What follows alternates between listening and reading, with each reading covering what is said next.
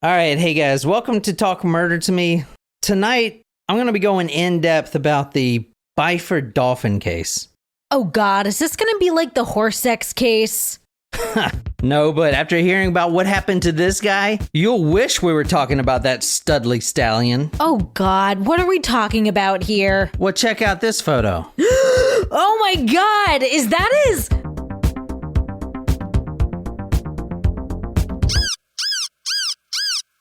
Hey, so we started at almost 1. From now on, live streams are going to be at 1 o'clock on Saturday, and I'm not effing around anymore because we got people staying up past midnight to see us, and I feel like it's not fair for me to keep being late. So I tried my best to get it at 1 o'clock, 12 minutes late. And as you can probably observe, we're down Jen today. Sorry, guys. Jen had to, she had to work plus coach a game that was rescheduled because of some COVID rescheduling. So unfortunately, she is going to be absent, and we will not do surprise shots without her. It's just not right.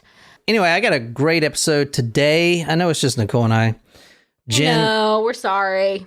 And it sucks, too, because this one is super fucking gruesome, and it's not like serial killer sad. It's an accident we're talking about. Somebody requested a freaking accident, and it is a great episode, like a fantastic episode. But like the pictures are really bad, right? And that's why I wanted Jen to be here, but unfortunately, probably should have planned it better, but I did not. All right, let's give away some money. We're giving away $50, man. And I think there's only like 16 people this time. But a lot of new faces. Like, it's awesome. We're meeting so many new people just from comments. We got 17 entries. All right, now people are figuring out. We got 17 users and 17 entries. Whoa, that's a big improvement. Choose winners now. Navia. Hey, Navia. Navia, first timer. And that is heaven spelled backwards. If you didn't know that. Navia, thank you so much for commenting. I saw you on there, on the comment, on the blog there. That's $50. Congratulations. I'll send that right over to you. You knew that, Navia, right? We did a story about... We did. I remember. It was a child case. Yeah, so anyway... $50. We're giving away $50 every week, man. You can't beat an Amazon gift card. All you got to do is go and comment on the blog under the latest episode. So this week coming up is week 6. I got 2, possibly even 3 episodes I'm putting out. So just go, and every day you can comment. I think it's a 24-hour time limit, and I don't know how to change that. So every 24 hours you can comment $50. And there was only 17 entries, so that's a really freaking good odds right there, man. If this is your first time here, welcome. This is the Talk Murder to Me podcast. My name is John. Usually I'm sitting here with 2 people. Now I'm only sitting here with 1. That's Nicole. Just for this week only. Just for this week only. Jen is at some kind of game, soccer game or something. She's coaching basketball. Oh, she's coaching basketball today. And that's just because of the that's because of the COVID thing. So tonight's episode is something completely different, but oh my God, I wish Jen was here. I'm telling you, the photos on this are unfreaking believable.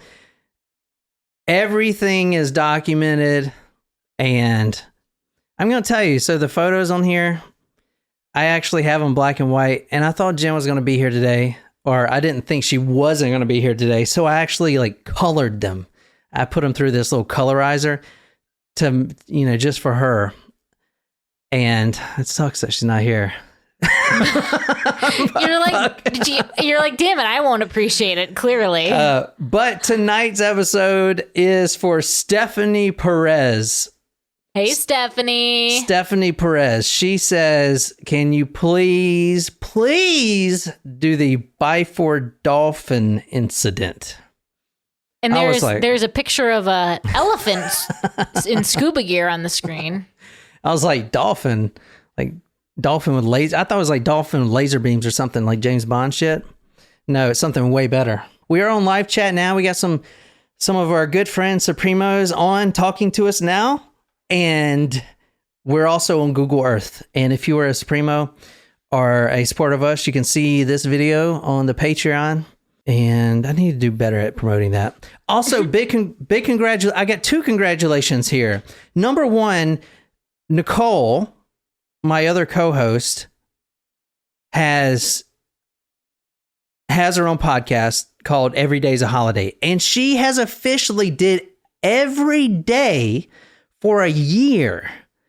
That is freaking impressive. Every day, 365 episodes every day. Sometimes they weren't always on the right days. I mean, there were a couple days that were late, but still released. Still released. And that's impressive, man. Every freaking day doing that.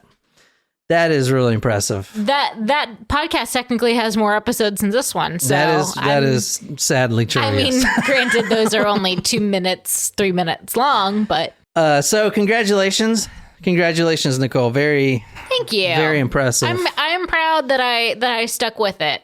Oh yeah, definitely. So I can now focus on a standalone podcast that I've had my eye on for a while. There you go. What are you doing next? The Real and Glorious Bastards. What's that guy's name? Fred Myers. Fred Myers. Badass, man. Badass. So I've got a couple of housekeeping things to do over the next 2 weekends. Like, gotta, sell my car. I've gotta do our taxes and submit them and all that fun stuff. But then I plan to get started. What was the other congratulations? Oh, the other congratulations, big shout out to Brianne, our friend Coloradoan, who hosts Among the Dirt and Trees. Fantastic podcast there. I produced that for her. She is one hell of a storyteller. She just hit her she just hit her year mark. And wow. I think she's got 80,000 downloads or something like that. That's awesome. Yeah, that's really good actually. Because I remember our first 6 months. It took us a long time to get there. Yeah, a long time. Long time. But yeah, so congratulations, Brianne. Great podcast you got there. Love that freaking podcast, actually. It's a real treat to edit that. But anyway, tonight, let's get this thing going. I'm trying to find the exact location. We're actually going to Singapore. Ooh, Singapore is a place that I would love to go to, actually. Seriously? Yes. For what reason? It's a very expensive country, but it's apparently like absolutely gorgeous. Amazing food. Tissy went there for when she was in grad school. What do you mean it's expensive? Is it expensive there? Yes. It's like one of the most like per capita expensive places. It's a very wealthy country. All right, I'm going to try to find this. I don't know the exact I know location. this from the books from Crazy Rich Asians. That was a fun series to read. Okay, so I'm going to put in the coordinates of this because it won't show up on Google Earth. I never put in coordinates before, but we are going to the Byford Dolphin. Tell me what a dolphin is. What do you think a dolphin is? For you guys on live chat, what do you think a dolphin is? Nope. That kind of sounds like a dolphin. I mean, yes, that is a dolphin. You are correct. But there's a term. The dolphin is used for a mechanical term too. A machine. So tell me what that is. Does it have something to do with like a blowhole? Blowhole. I feel like you're going in a sexual place with this. No, I'm not. And maybe it's because of the Enumclaw horse case that we did that I'm like automatically going there. I feel like it has something to do with sex with dolphins' blowholes. Oh, what the fuck is this? All right. Katie and Christopher asked, like, riding a bull? Okay, this is not it. Fuck. How do you put in coordinates in Google Earth? Never done that before. You should just be able to paste them in. No, not letting me. Well, I mean, we're going to the North Sea. So it's out there in the sea. I can't even tell you where it's at. Let me just show you a picture. How about that? That might be easier. Okay. We are going to the North Sea tonight. Well, you said we're going to Singapore, so I'm assuming it's off the coast of Singapore. Isn't Singapore an island? Or like a peninsula? I think it's an island. All right, I'll put this on talkmore.com. This is what a dolphin is right here. Is this like an oil rig? Yeah, exactly. Hold on, I'm trying to get this picture up. Huh. I did not know that those were called dolphins. Yeah, that's what this is called, dolphin. That's a dolphin. I had no idea that those were called dolphins. So this is the Byford Dolphin. Okay. And if there's one dolphin you don't want to work at, it's this one right here. I feel like this reminds me of the opening scene from Armageddon where Bruce Willis is working on, isn't he working on a rig in the middle of the ocean before, he needs to get sent up to space? Yeah, actually, I think you're right. I think that is the same thing. Tonight, we're going to November 5th, 1983. We're talking about the Byford Dolphin Accident. No, it's not a murder. Did the oil rig blow up? No, the oil rig did not blow up. Something blew up, but not the oil rig. God. Now, a body, though? Oh, God. Okay, I'll shut up. A dolphin, in this term, is the big oil platform in the middle of the sea that they use to dig down, way down in the Earth's surface. Let me take you here, because this is kind of a scientific case, but we are not going to make it where you do not understand it.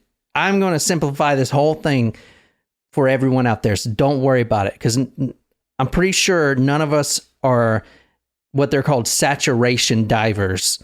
None of us are that. If you are and you're listening, you are one of the most well-paid people on the planet Earth. And maybe I should change careers. Let's do this story and then you can decide that.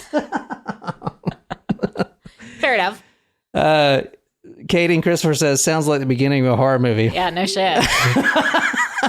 There I was in the North Sea.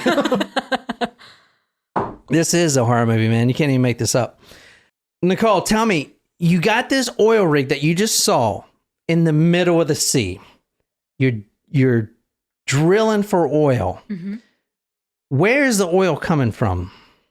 The bottom of the ocean. Which is how deep? Very deep. Very deep. How deep is it? Is it a Noomclaw horse deep? Oh, God. Oh, I mean, ouch. I want to grab my stomach every time I hear that and clench my butt cheeks. A saturation diver as a career is one of the most well-paid, probably one of the most dangerous jobs you can have. You have a diver out here on this dolphin that you saw. What would the diver be doing exactly? And there's a group of divers. Are they? I mean, I would assume that they're not diving that far down into the water. Like, wouldn't there be a drill to go down there? Okay, stop there. Okay. What do you need to transport? What do you need to transport oil back up to the ship? Barrels. Pipes. Okay. Pipes are connected. Okay. So if you need to repair a pipe, or if you need to fabricate a new one, or these guys are the repair guys of the pipes. There you go. Okay. So where are the pipes located? They are all the way down. They're on the floor. They run horizontal. Okay. And then, but something is running vertical. Yeah. Then they run up. Yeah, but horizontal on the ocean surface. The floor. The ocean floor, Right. The dolphin, and if you guys are getting a little confused, don't worry. I'm going to simplify this whole thing. The dolphin sits on the ocean, and it is anchored down pretty good. So look at the center of that thing, man. That's where the drill comes down, and then you got the pipes that lay on the floor. You see that, guys? Mm-hmm. Now, this is on the bottom of the freaking seabed. This is 500 meters below the surface. So what also is present that far down below? A shit ton of pressure, right? Very pressurized. I thought you were going to say large fish. Or sharks and shit. Yep. Yeah, I was like, is this a shark eating case? So here's what the saturation divers do. Look at that fish. They work on the pipes. They're some of the most well-paid employees in the world. All right, how much are we talking? All right, number one, you're working for the oil company. You work about 4 months of the year, and you make around $360,000. That's about $1,000 a day. They pay you the whole year, basically. Wow. Because... Wow. Wow. Is it bad that I'm still considering this? All right, we haven't gotten to the episode yet, but damn. Christopher and Katie on live chat says, my uncle did that job for a bit. He soon changed to diving for fun. He didn't want to deal with it. Wow. What else? Tell us more about he didn't want to deal with it. I mean, because I would imagine that has a lot of like health effects if you're diving that far down, right? Like if divers get the bends, and stuff like that, like that's bad for the pressure and, All right, let's do it. He had chest problems, lung problems, pressure in his head, TBI, but the pressure was making it 1,000 times worse and causing constant migraines. All right, I'm going to try to get this right.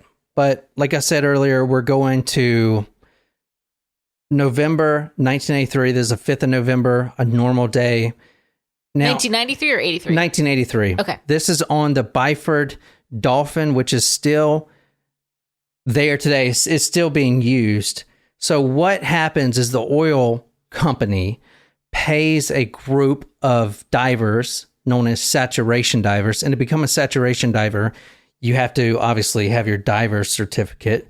And then I think it's like 3,000 hours minimum of working on the job as a diver. So you can, and a lot of people do it either one or two ways. Well, mostly one way, join the Navy, right? As a diver, or you can work as a professional diver, but starting out, it's just like flying a plane, right? You're not going to... Right, it's like being a pilot. You gotta have a certain number of hours before you join the airlines. Yeah, exactly. So, but once you decide to become a saturation diver, they put you down at the bottom of the sea for a month, 2 months at a time. And I'm 460 meters, so 500 meters down below. How many is that in miles? What was a mile? You're supposed to know. Isn't it? Oh, a mile is 1,600 meters. So what I say, 500 meters? So what is that? So it's a half a mile. No, it's not. It's not a half of a mile. Didn't you say it's 1,000 meters is roughly 1,000 meters is a mile? No, 1,600 meters is a mile. So 500 meters would be... so it's like a third of a mile. Sorry, I thought you said about 1,000. No, you're good. So a third of a mile down, which is pretty far. Now, Nicole, tell me, because I know that you know why they don't just come up for air. Why don't they just dive down every day and then come back up immediately and then start the day over and go back down? Because they get the bends. Because you get so like attuned to the pressure. Yeah, all right. Coming up and down is not good. When you dive, what builds? Pressure. It's like going up in an airplane or down below the ocean surface. So the further you get, the more pressure builds, which means not necessarily oxygen, yes, oxygen, but nitrogen is what we mostly breathe. We breathe 78% nitrogen, 20% oxygen, and then 2% whatever. Right? That's kind of how the atmosphere is made up. So, but anyway, let's just call it gases. When you go further and further down, think about a gas in a jar and the molecules are just going around each other. And then you pressurize it, which you squeeze it together. Those molecules are getting smaller. Therefore, and you're also adding more molecules in. So now you have a lot more of the gases in your body, particularly as you go way, way down, when the pressure is basically pushing in on you, making those molecules extremely small. So when a diver goes down underwater, the nitrogen gets smaller because it's mostly nitrogen. Mm-hmm. Okay, oxygen, gases, let's just say gases. Mm-hmm. But nitrogen is what the bends is. As we're about to read in graphic detail, basically what happens is gases, and remember I talked about the gases get real small, and now they all expand very quickly. And when gases expand, they also heat up, because now they're just rubbing against each other. The molecules are just like friction fucking galore. The gases, which you're about to read in detail,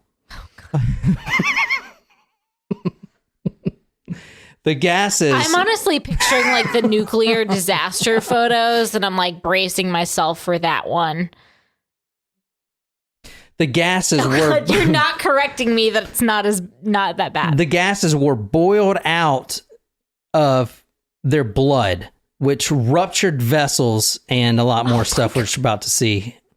The molecules get smaller. They breathe more in. And then if they come up too fast, the nitrogen or the gases have to leave their body through their lungs. Okay. If you go up too fast, it can't successfully do that quickly enough is what I meant. Unless you gradually go up, you let your lungs expel the gases. If you don't, and you go up too fast, they form bubbles. And these bubbles could kill you. They could get in your brain and kill you. That's basically what the bends is from my research.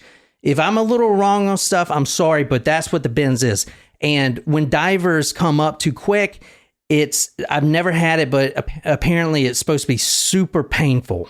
Super painful. So can I ask a question then about these divers? So are you saying that how were they submerged for months at a time? They were submerged. Is that what you're saying? They were not just like coming up and spending the night? Exactly.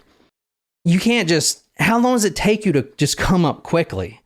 It takes about 6 days to decompress. So you're telling me an oil company who is hiring you to fix these pipes are going to pay you for 1 day of work and then 6 days of decompression and decompression. They don't have to actually come up in the water slowly for 6 days. They get in this tank, this big contraption, their capsule goes up. And then the pressure is gradually released until their body naturally gets back to the state of normal atmospheric pressure, which is what we hear on Earth. So the same capsule that they spend the night in and sleep in is what gets lifted up and down. And actually, so this right here is the capsule that they were in. Now, this is called a diving bell, and there's different variations of it, but basically, you see here you got 6 divers. There's only 4 that are actually submerged on this one at least. But 2 divers are in chamber 1, 2 divers are in chamber 2. And then there are 2 on the outside that are just the ones to release the pressure gradually and stuff once they come up. So I'll put these on talkmore.com. This is a diving bell right here. So here's what happens. The diving bell is on the oil rig and it's lowered down. So only the diving bell goes down. Now, diving bells were actually diving bells have been around since time immemorial. In fact, Aristotle was the one that came up with the diving bell. It's slightly different. His version was just a bell shape that a person would sit in, and it has a pocket of air at the very top. So he can be submerged for a long time and then come up and get that little bit of air and still be submerged. That is where the diving bell comes from. This is obviously different because of intense pressure, right? But this right here is a diving bell. So 2 divers get into this device you're seeing right here. That is lowered down 500 meters, which is a third of a mile down from the oil rig. So the center of the Dolphin, this bad boy here. Where the fuck was it? Well, that big ass red thing, right? Mm-hmm. Then the divers get out of the diving bell. They do their work on the pipes. At the end of the day, they get back into the diving bell and is brought back up to these chambers. Now, it's very important that... But the chambers are still underwater. No. The chambers are on the rig. Okay. But they have to be at that same pressure. Does that make sense? So they can't leave the chamber. They cannot leave the chamber for at least 6 days. Is that all right? So I know that's confusing, but you go way down, the pressure builds up. Okay, you get down to the bottom. Now the pressure is immense. We're talking, and on here on Earth, it's 1 atmosphere pressure from what ATM, and where they're at is 9. It's intense. That is very intense. So you have to keep that same pressure even when you bring them back up. That chamber has to be pressurized. So if you see here, the diving bell attaches to these chambers. Okay. Then they obviously got to open the door, like you see in space where they just don't open the fucking door because then everything will fly out, right? They have to like depressurize one section, pressurize the other, equalize it, type of shit, and then they can open it and let the divers in. Mm-hmm. So they have to do you see where I'm going with this? Do you know what happens? We're talking a lot of pressure here. It sounds like somebody pressed the wrong button and didn't press. Okay, all right, fuck it. Let's just get into it. So it's not like they're sleeping at night underwater. It's being brought up. They just can't leave the capsule because it's pressurized. Exactly. And it takes 6 days to depressurize. They are sleeping in the capsule. However, I'm sorry if I like was beating that to death. I was just curious. I was like, wow, are they like spending the night in the ocean under the ocean? Like, that's fuck it. Wild. Fuck it. You guys get it. You guys get it, man. Let's just fucking get on with it, okay? If you guys don't get it, I'm sorry. I tried my best. I asked a lot of questions. Like I said, November 1983. We're talking about 5 divers here. Now, 2 were technicians, as you saw in the photo, but you got 3 British, 3 Norwegian. The accident is the accidental, maybe, no one knows, because all these people died because the pressure is so immense, right? Release of the capsule before it even started depressurizing. So now you're going, so what I'm going to talk about. So they went from 9 to 1. They went to 9 to 1. And as you're going to see, that no human body can withstand that. At all. This is and luckily we have photos. This is God, luckily there's photos. 236 miles northeast of Aberdeen, a diving bell becomes disconnected from the depression chamber. Okay, I'm going to read some of this stuff. One of this is from The Guardian. The deaths had shaken the industry and thrown open the question of safety standards at a time when oil companies, diving firms, and governments were cautiously congratulating themselves on gradual improvement in the North Sea safety record. So it's like that sign that's like 5 days without a death, or 500 days without a death. Orders may not be understood. We know that some misunderstanding must have happened, but we don't know where. We haven't any reason to believe the supervisor had given an order. Now, that order would be to release the lever that connects the diving bell to the chamber. Because, as I said before, you have to depressurize it, or they have to be the same constant pressure. If not, you're going to go from 9 atmosphere way down below to 1 real quick. And that is exactly what happened. Okay. We haven't any reason to believe that the supervisor had given an order. The diver who had opened the nut, it was one nut, they called it a loose nut, was very experienced. So he must have been 100% convinced that he had been cleared to open the clamp. All right. The diving bell carrying 2 divers had been raised to the surface from 300 feet, and it had mated with the chamber. 2 were resting in the chamber, 2 others outside to carry the link, to link up the diving bell to the chamber. The hatch was the hatch that goes into the bell was closed at the moment. Divers were ferrying equipment back into the connecting passage. Pressure fell from 9 times atmospheric pressure down to regular Earth levels. All 4 divers inside died immediately. I'm pulling all of the actual stuff, the actual evidence, the actual accident report from an official document conducted by the American Journal of Forensic Medicine and Pathology. Everything that I'm going to be reading verbatim and Nicole's going to be reading, including a lot of the vernacular used, is from this Journal of Forensic Medicine, including 6 doctors that had the privilege of autopsying these four bodies. There were 3 bodies. The divers 1 through 3 had it bad, but not as bad as diver number 4. Diver 4 is what we're really going to be getting into.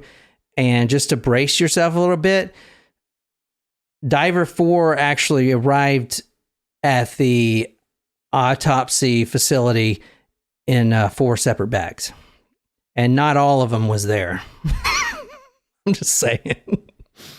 Not all of them. So let's start talking about what happens when you release the pressure too quick. You go from that level of pressure to 1. What happens instantly? Let's just get on with it.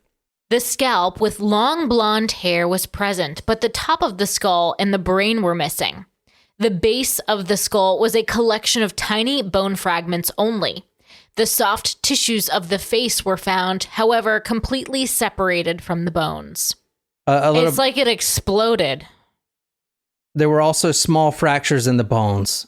And so I was looking at like which bones, because it just said in the bones. Then later, it turns out that these small fractures, which were caused by these tiny gas molecules, it's like stress fractures. All of the bones, every bone that was still present. Now, so Nicole just read that soft tissues of the face were found, however, completely separated from the bones. So I actually have a picture of the face. You want to see it? I don't think I have a choice. So let me just take a drink first. Jesus Christ. Holy shit. The soft tissues of the face of diver 4. That's diver 4 right there. I did color it. I put it through this little colorizer for Jen, but she's not here. Wow. Maybe I'll text it to her. Jesus fuck. So it's like the face is very swollen. I guess it's from like the gas molecules expanding. You can see his mouth and nose, right? Yes. And eye. And eye, yeah. Because one of the like eyes. The rest of his head like it literally exploded. Exactly. The top of his skull popped off like a geyser. It's actually interesting because you can tell he's right-handed. How can you tell that? This is the guy that loosened the nut. This is the guy that got the brunt. This is the guy that really got it. What do you mean? How can I tell that he's left-handed? No, he's right-handed. How can I tell that he's right-handed? Because if he's loosening the nut, now this is just speculation, but he's faced more towards the right. And when the pressure, when it goes from 9 to 1, like that, it basically, all that pressure tries to escape. So the right side of his face, he was facing more towards the little window, which was like a little diver window, which is why his whole right side of his face is torn off, like the eye, because that got the brunt of it. So all the brain matter and all the material inside his brain shot out the right side, as you can see. That's why half of his head is missing on the right side. So, and that's speculation. I didn't see that in the autopsy report, but that makes sense, right? Because it's got to travel in one direction. If he was straight like this, undoing the thing, then it would have went out the front. He wouldn't have any eyes. But I think he was a little tilted, so it majority of his stuff inside of his head went out of the right side there. What do you guys think about that? That wasn't too bad. I'll put that on talkmore.com. You can see that. All right. Too bad. Now, if you want to read this. Diver 4 was shot out through the opening and completely disintegrated. Parts of him were found scattered about the rig. One part was even found lying on the derrick 10 meters above the chambers. Okay, a couple of notes here, and this is directly from the autopsy report. 6 different doctors wrote this, signed off on it, wrote it together. They used the word disintegrated. I don't think I've ever read an autopsy report that even had the word disintegrated in it. No. There's also another word that I'm going to bring up here in a second that I've never heard before. I can tell you now, or are you going to wait? No, go ahead. It's called, the word is invaginated. I don't know what that would mean in this context. Also, at the very last sentence, one part was found lying on the derrick 10 meters above the chambers! Exclamation mark. Yeah, I've never seen an exclamation mark either in an autopsy report. I did not write that exclamation mark in there. I took it verbatim from the autopsy report. When they put an exclamation mark in the freaking autopsy findings, you know that no, they're probably all not, I wouldn't say giddy, but you know, they're scientists, science minds. So they're like, I've never seen this. It's crazy, you know? Kind of like how we're reacting to this. Yeah. All right. So let me talk a little bit about Diver 4.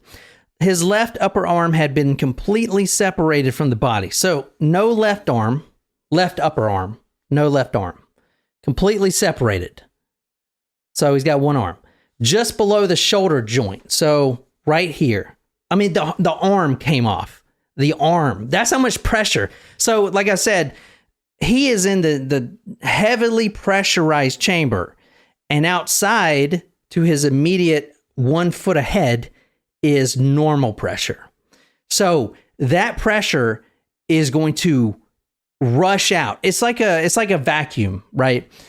Like a gas in a room or pressure, whatever. It's always going to try to find a way to equalize itself. Does that make sense? Mm-hmm. So all that gases and stuff is not going to stay in that one area. The nature equalizes itself. Does that make sense? So it basically pushes and the other side pulls it very violently. So violent that they actually put an exclamation mark in there. It's crazy. The left arm completely separated from the body below the shoulder joint. The right upper arm was torn to pieces, but it was still attached to the body. The right upper arm, still attached. Maybe because he was loosening it up and, you know, he was down this way and I'm doing my arms kind of to the right.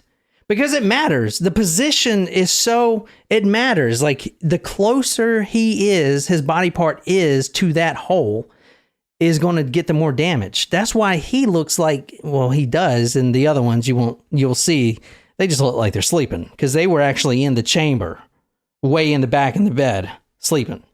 You know what I'm saying? He was at the brunt of it. Both hands. So the left arm gone. Mm-hmm.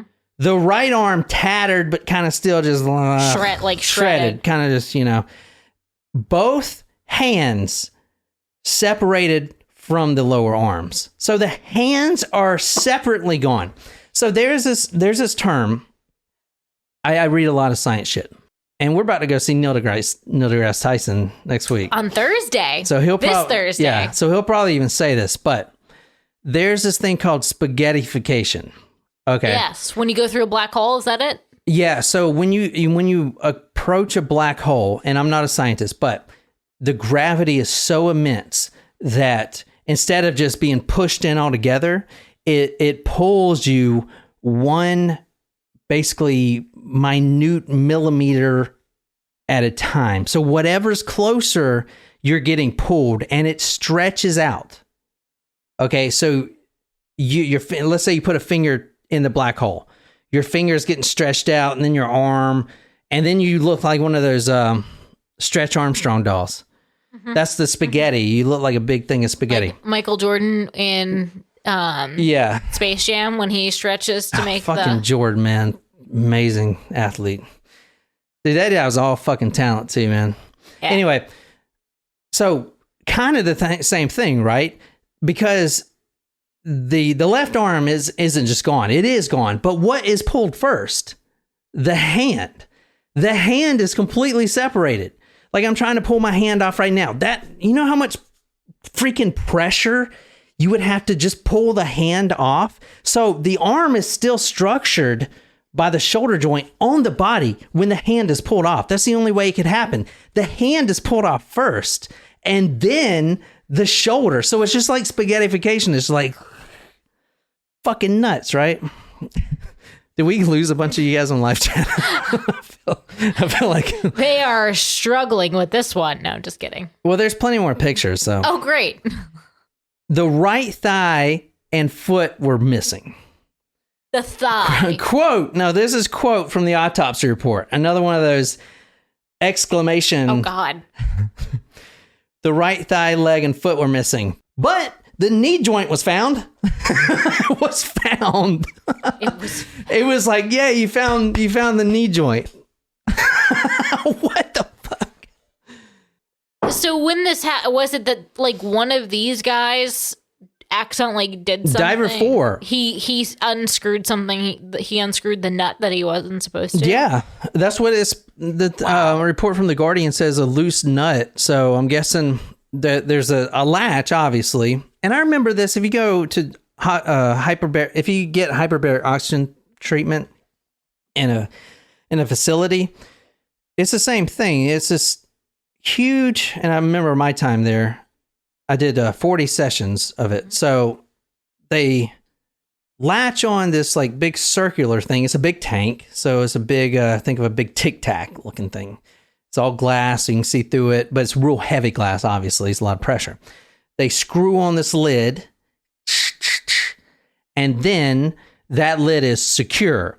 So, but then the pressure builds inside, which kind of pulls that lid even tighter, right? Now, if the guy, when I was doing my therapy, would have, so he has to turn the whole lid, but he can, right? It's like a wheel. It's like a wheel, yeah, but you can do that, but that wouldn't kill you. It would hurt like fuck because when you go down, you're only going, even in that chamber, it was down to like, what was the pressure? Do you remember? I think it was like 3, yeah, which is pretty low. That's like, I don't know. Well, I mean, you're 20, not going at the bottom of the ocean. 25 meters. It wouldn't kill me, but it would hurt like fuck. When you go down in that chamber, they call it diving. Your ears pop. You have to yawn like all the time. Did you feel the pressure, dude? Yeah. I remember one of the most painful things literally in my life is because I had a sinus infection. Oh, yeah. And dude, I was struggling, man, because, you know, the reason you pop you yawn is to pop your freaking ears to release that pressure. But my sinuses were all clogged up, so that pressure couldn't release. So that pressure is building in my freaking head, dude. I was suffering, man. I remember that. We had to go get you like a nasal spray. Yeah, fuck yeah. Yep. But I mean, if he was to release that would hurt like a motherfucker. Yeah. It probably wouldn't kill me, I'd imagine. But no, this is, but that would hurt. This, I mean, you're about to see, man.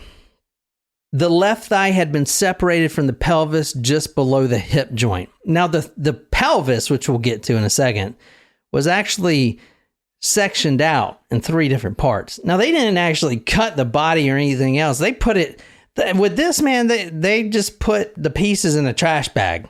Some of the pieces you'll find ended up, you saw the dolphin, ended up on top of the deck. Like, I think his liver was up there. So they had a guy that just went around with 4 trash bags collecting this guy. Oh my God. And the others were not as bad, but... No, I'll show you the others. I got pictures of everything, and including a lot more pictures than Diver 4. The pelvis itself had been divided into 3 parts. To one of these parts, a small segment of the small bowel was attached.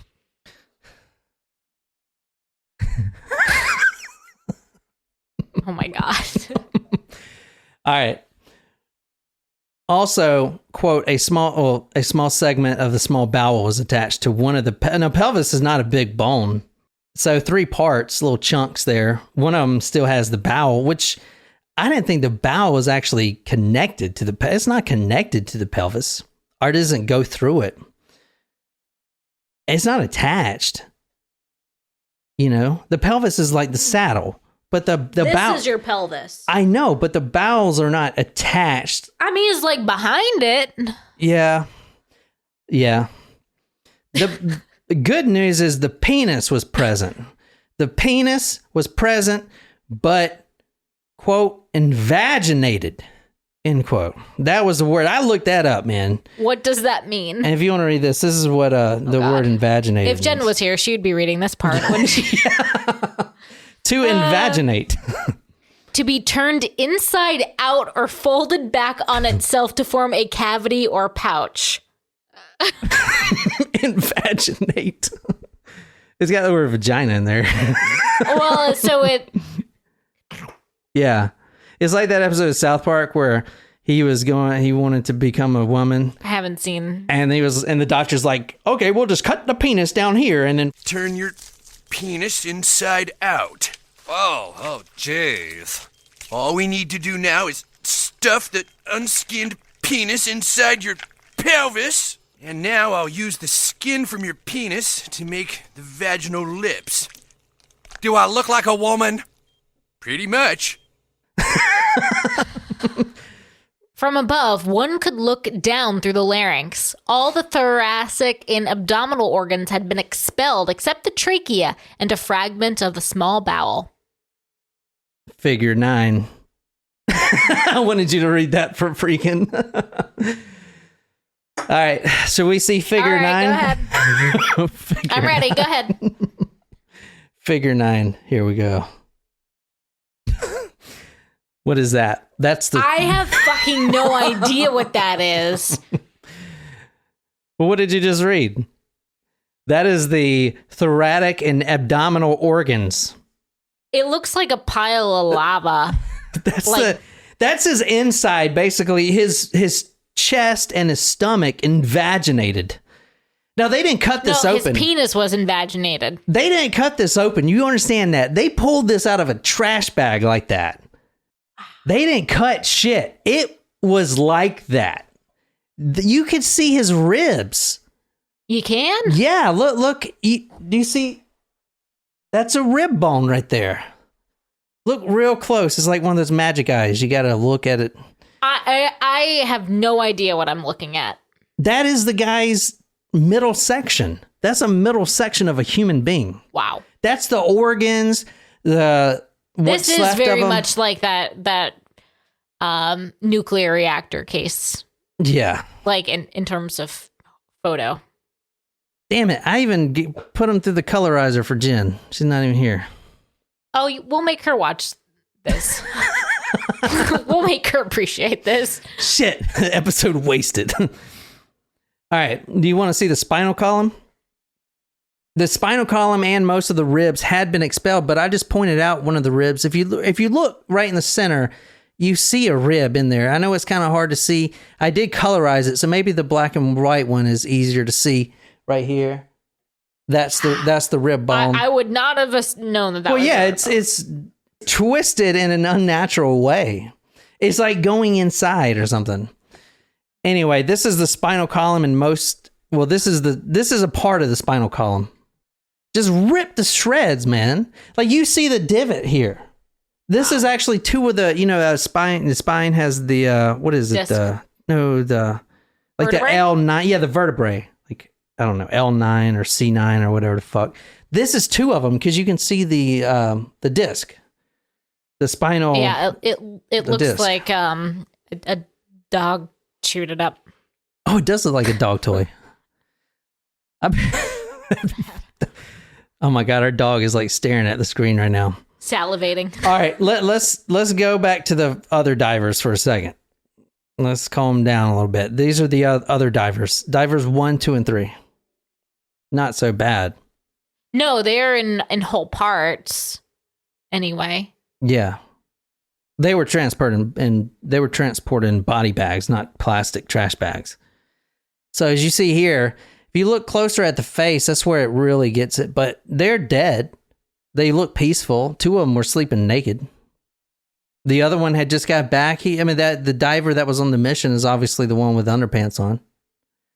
Like I said, they haven't messed with the bodies or anything else. So what were their internal organs like? Were they like boiled up mess? Because it's interesting that their bodies are actually intact. Yeah, their bodies are intact for the most part. So the autopsies performed 3 days after the deaths of divers 1, 2, and 3.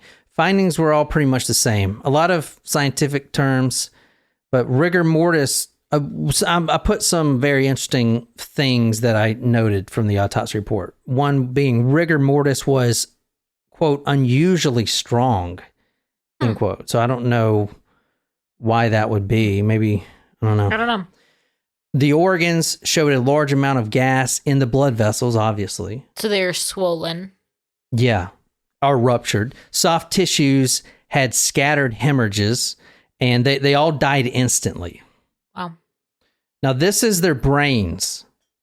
Obviously, Diver's forebrain, I mean, you saw his head. The brain wasn't really in there. Yeah. It was like all over the poop deck or whatever. But this is the Divers 1, 2, and 3 in the brain. This is their brain. And what you notice here is the gas that fills the vessels. Now, there's not supposed to be a bunch of... see those bubbles. There's not supposed to be a bunch of gas in your brain. You know, it bubbles. Wow. So that's the interesting thing about it, man, is it's the level of gases that completely just filled up every organ. And so that was what caused Diver 4, is the gases being expelled. I remember there's this video on YouTube, and apparently this happens a lot in Japan, where they love fucking killing whales for some damn reason. Remember, there was a huge Japanese problem. They're killing whales and shit. Anyway, if they transport a dead whale, and there's a video of this, it's crazy. They transported him on this big trailer truck, huge. There's a whale on it, dead whale, going through the street. It's freaking hot out, right? 80 degrees, 90 degrees. In the middle of the marketplace. What happens? The gases start to expand. That's why you plump up when you die, right? The gases are escaping and expanding. All of a sudden, it exploded. And there's a video on it. And the whale goes everywhere. Oh, my God. Like all over the fucking people in the market. And people are drinking their chai. And there's whale blubber in it. It goes everywhere.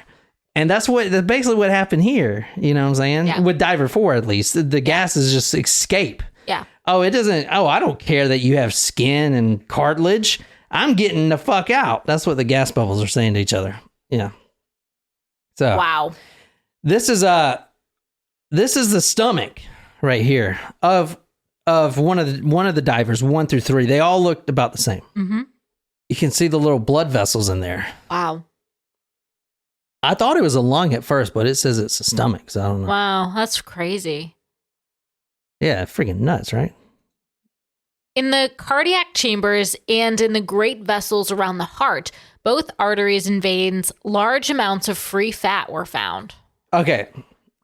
I couldn't really figure out the freaking definition of free fat. I kept getting fat-free everything. Literally. Yeah. I'm guessing that free fat, well, you have your visceral fat, right? That lines the under your skin, right? That stays there. And the free fat, I guess, can travel in the body. I'm not really sure. I don't know how that works. But one of the things about this case is a lot of the organs had a large amount of this free fat in the actual organs itself, like around it and everything else, which apparently is unheard of. Okay. But this is the heart, both arteries and veins. There were large amounts of free fat, and there's actually a little arrow pointing to one of them. You see the little arrow there? Yep. That's a big ball of fat. You see that? That is a big ball of fat. That is in the heart. Now, I'm not a cardiologist, but I'm pretty sure that your freaking heart shouldn't have a big glob of fat inside of it. That's crazy. Inside of the heart, which means what? Which means the fat had to go through the freaking artery to get there, right? How else would it It's get like there? it was shot through the Yeah. body. Weird. Isn't Wow. that freaking weird? I mean, even just like the way that that looks, like it looks like the heart, it looks like shredded, you know, like the external like tissue around the heart doesn't, I don't like normally look like that. You know what I mean? Yeah. In the cardiac chambers and in the great vessels around the heart, both arteries and veins, large amounts of free fat were found. This fat was mixed with gas bubbles and looked like sizzling butter on a frying pan. Fucking nuts, man. Wow. Wow. Nutso, dude. All right, this is more on Diver 4. He was undoubtedly mutilated when he was shot through the small opening by the jammed chamber door. Okay, hold on. So it's that port window, Right? right? So his entire essence was shot through this little port window. You know, like on the you look through and you can't barely see anything, like on that video game we played or something. Yeah, shot through this port window. However, the expulsion of all internal organs from the thoraabdominal sac, including the spinal column and ribs, suggests that he also must have exploded. Suggests he also must have exploded. Must have. Fucking crazy. So we're going to see the essence of Diver 4.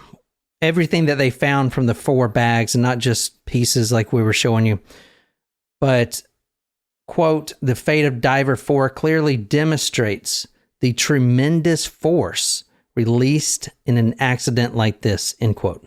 Not all the organs were found. Quote, the locality was such that parts of him may have been blown straight into the sea. Wow. Fucking intense. Let's look at this, the whole essence of Diver 4. Okay, here's Diver 4. This is Diver 4. This is what he looked like. You can see the upper part. Holy shit. You see his hand there.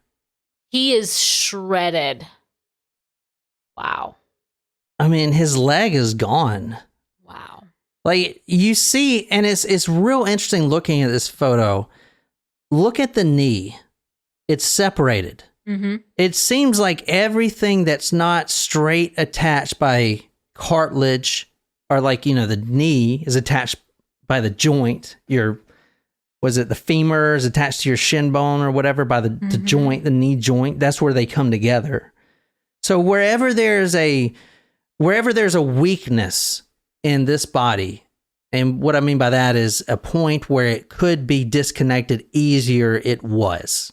They say like nature always takes the path of least resistance type of thing. Because if you look at like, I mean, the shin bone or the calf is completely intact, but the foot is off. Yep. You know, so it's like, that's why I was thinking the spaghettification, it just pulls the closest thing there, and then just pulls it all behind it. So he's getting stretched out basically. Yeah. And to the point where he just fucking just rips up like that. Fucking, you look like you're about to be sick. I mean, that's like just, you would not know what that is just without context. Like that, you would never know that is a pieced up body.